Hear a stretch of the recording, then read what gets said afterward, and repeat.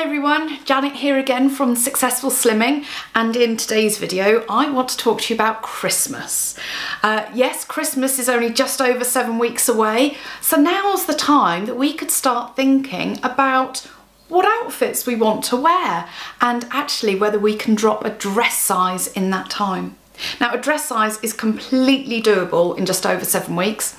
They say, now it does depend on what current size and weight you are, but they do say that on average it takes about £10 to drop a dress size. So in the 7 and a bit weeks that we've got left, totally doable. You just need to commit to doing it.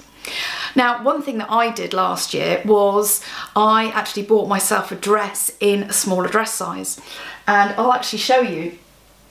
I bought this dress. Now this is actually a size 12, but I was, I guess, you know, a 14 back then, and I'd never worn anything like this before, and it was like a bit of a goal. It was, yeah, I'm gonna do this. And some might say that's a bit of a risk, buying an outfit in advance before you're that size. But if you're committed and if you know you're going to do it, then it's just a matter of time. It's about making sure that you do commit, because once you've done that and you believe that you can do it, nothing's going to stop you. You will do it. So let's talk about how we're going to do it. Now, if you're following the system, you know about the 4 rules. So let's have a little recap on those rules. So the first rule is eat when you're hungry. So don't forget to use that hunger scale. Have a look, and when you're feeling hungry, actually think to yourself, hold on a minute, am I hungry? Is this real, genuine hunger? If it is, then, you know, you can almost ask yourself a question, would an apple satisfy this hunger? Because if not, or, you know, would an apple help? Because if not, it's probably head hunger. I've heard people use that expression before, but it is slightly true. You need to be able to differentiate between what is needing fuel in your body, needing food for fuel, or whether it's going on up here.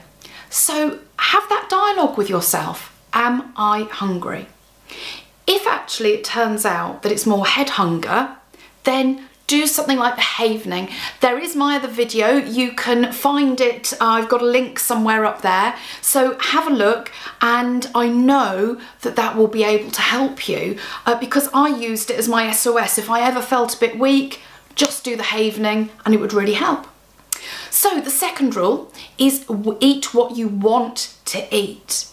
Now again, think about this not in terms of what your head wants, but what your body wants. Sometimes people say to me, well, if I could have what I want to eat, I'd have chocolate cake all day. But actually, would you? If you take away all of the mystique around, you know, sort of these foods, you know, cakes, chocolate crisps, you know, things like that, take away the idea that they're, you know, bad, sinful, but also, you know, a bit naughty, because we sometimes like to be a little bit naughty. Take that all away, because nothing's banned. Don't let those types of food have power over you.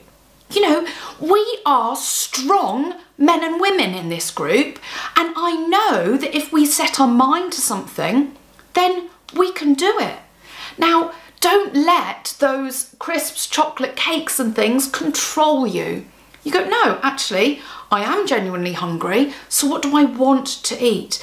Actually, I really fancy, a really nice, I don't know, lasagna, or, you know, any myriad of different meals.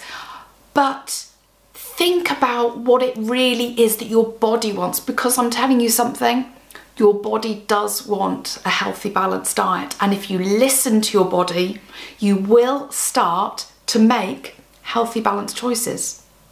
Now, sometimes for me, I do still eat puddings, I eat cake, I eat, you know, I do have bits of chocolate. Certainly Halloween, my son went trick-or-treating and he came home with a massive wad of stuff, and yeah, I had a little bit. But the difference is I was able to have a bit and look at it and go, yeah, but I've had enough now because, you know, I'm full. But it didn't have that control over me. I didn't feel like, oh, I've got to sneak it in or something. So I've taken control back, and I know you can too. So let's have a look at that third rule: to eat everything mindfully, to enjoy every mouthful. Now, you'll have heard me speaking before about how I pretend like I'm a MasterChef judge. So when I take a mouthful, I pop it in and I consider, in the same way as like John Turode on MasterChef will describe all the flavours, the smells, the textures, the way it's been cooked. I do that in my head, and I try and identify which flavours. Oh, what's that? Oh, that's got a nice bit of a bite, a texture. Oh, that one, that's nice and smooth, and oh, I can feel the heat coming through there. I actually go through that in my mind. And what's really important is, between mouthfuls, put your knife and fork down. So now what I used to do would be to make a mouthful, pop it in, and whilst I'm chewing that, get another mouthful going. Really try not to do that. Try to put your knife and fork down in between. You can even use that time to talk. I actually used chatting with my family or whoever I'm eating with. I use that as a way of helping me slow down. So you could try that as well. So if you're eating really slowly and you're deliberately enjoying every single mouthful, then hopefully you will be able to hear when you're full. And because you've stretched out that enjoyment, the hope is, and certainly what happened for me, is that you don't get that feeling of, oh yes, but this is still so gorgeous, I need to carry on eating, and you go past your hunger. You need to be able to go, well, no, I am full now, but I have really enjoyed it.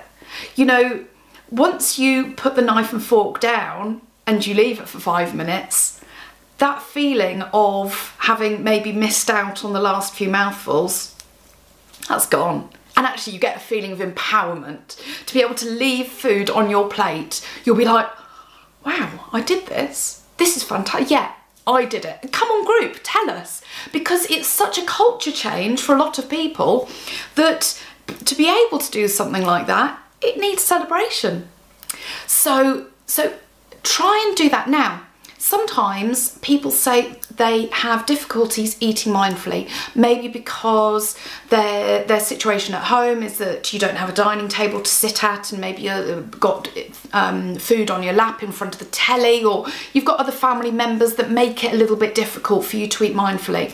Or maybe you're in a work situation where actually there's so much going on around you that eating mindfully and taking decent time is really difficult.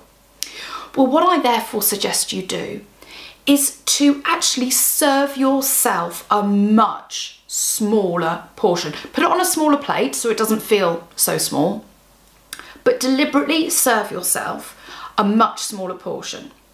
That's almost like your safety net, so that if you get to the end of that plate and you've not been eating mindfully, there's still only a finite amount on your plate. So try doing that. Then at the end of that, go, right, am I still hungry? Not necessarily am I full, but am I still hungry? And that's a really important question to ask. I didn't wait until I got properly full. I always waited until I could say, am I still hungry? No. Because I'm going to tell you something. For me, the beauty of this system is that no food is banned, you can have whatever you want, it mixes really well with your family.